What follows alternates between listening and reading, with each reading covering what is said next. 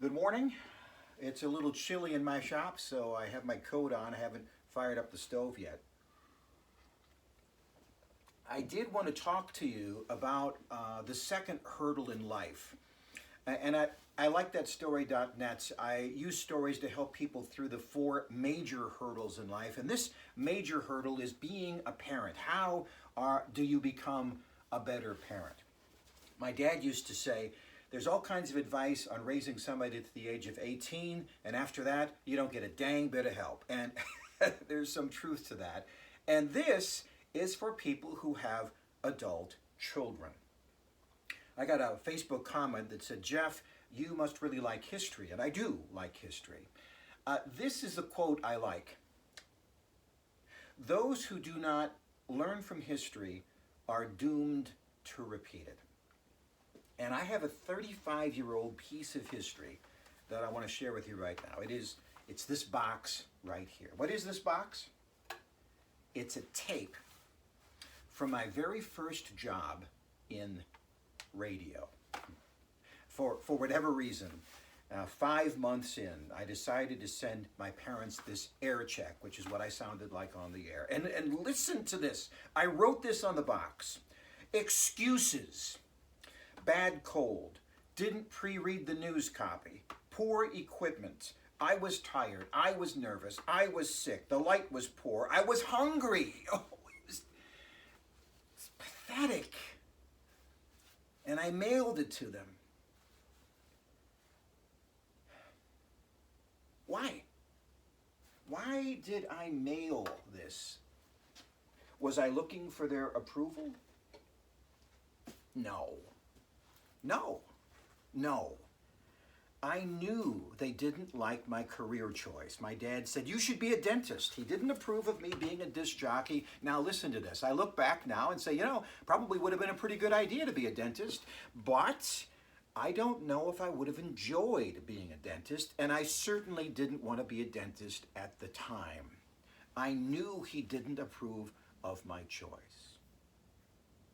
I wanted some encouragement. By the way, never heard a word. I don't even know if they listened to it. I don't know. Here's what I do know. I stopped talking about my job because I knew they didn't approve of it. I stopped ever talking about my job.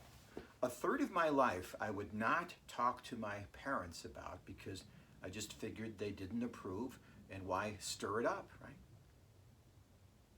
Now, what's interesting is that sometimes as a parent, your gut is right. And when you don't approve, you turn out to be right. But sometimes you're wrong.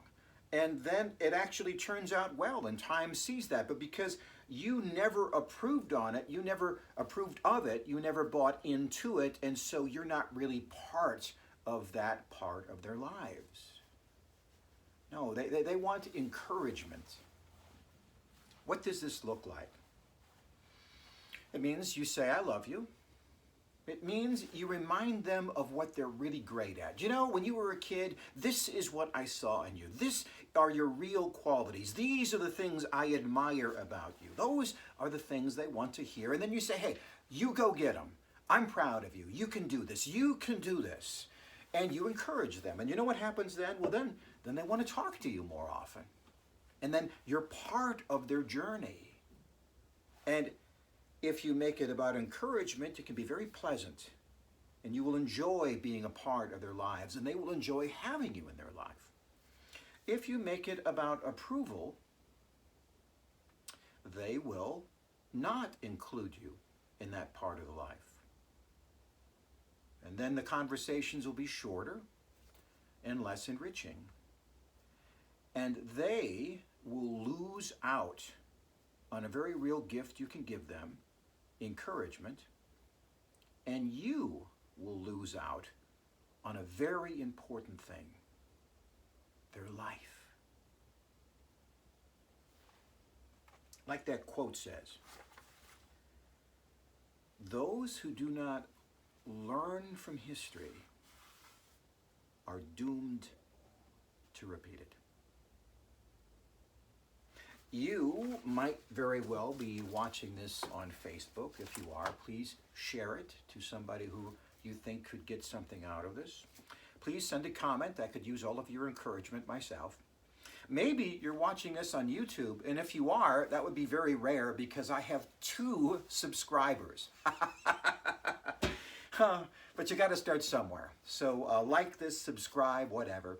But primarily the reason I'm doing this is I want to help as many people as possible through these important 4 hurdles in life.